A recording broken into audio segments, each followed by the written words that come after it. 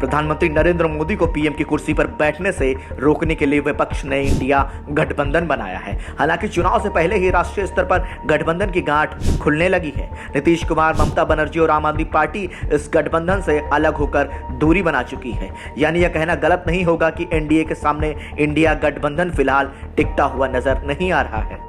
वहीं देश के सबसे बड़े सूबे यानी उत्तर प्रदेश में भी इंडिया गठबंधन का यही हाल नजर आ रहा है। हालांकि यूपी में गठबंधन को मजबूत करने की तमाम कोशिशें जारी हैं। अखिलेश के एक ऐलान के बाद यूपी का सियासी पारा भी बढ़ गया है। अखिलेश यादव ने कांग्रेस को 11 सीटें देने का ऐलान किया और उसके बाद 16 प्रत्याशियों की सूची जारी कर दी। अखिलेश के ऐलान के बाद कांग्रेस में टेंशन। अखिलेश यादव के इस ऐलान के बाद कांग्रेस के महकमे में हलचल पैदा करती है।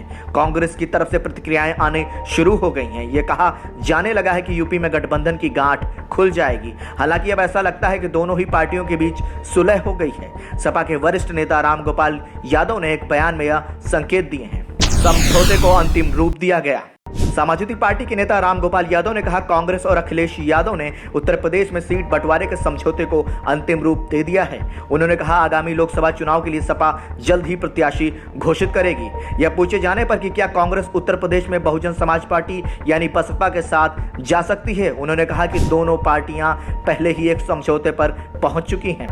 रामगोपाल यादव ने कहा, हमने 16 सीटों के लिए उम्मीदवार घोषित कर दिए हैं। हम कुछ दिनों में और सीटों पर उम्मीदवार घोषित करेंगे। कांग्रेस और सपा उत्तर प्रदेश में अंतिम समझौते पर पहुंच गई है।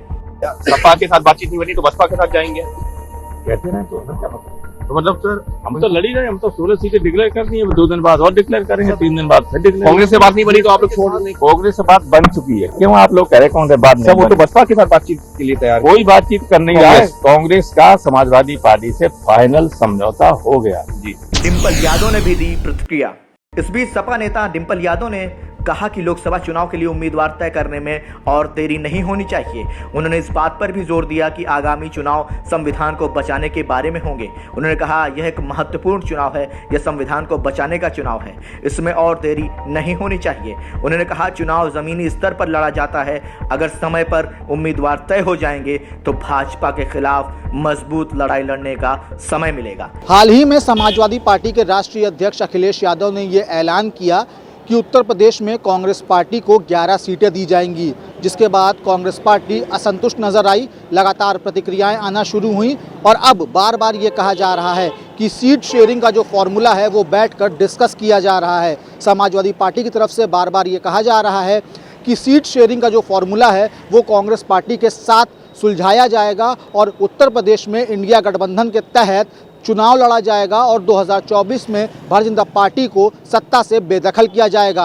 अब देखने वाली बात यह होगी कि आखिर उत्तर प्रदेश में इंडिया गठबंधन क्या कमाल कर पाता है और 2024 के लोकसभा चुनाव में इस गठबंधन को वोट परसेंट कितना मिलता है। वीडियो जर्नलिस्ट शुभम त्रिपाठी के साथ अभिषेक पांडे, संदेशवाहक, लखनऊ।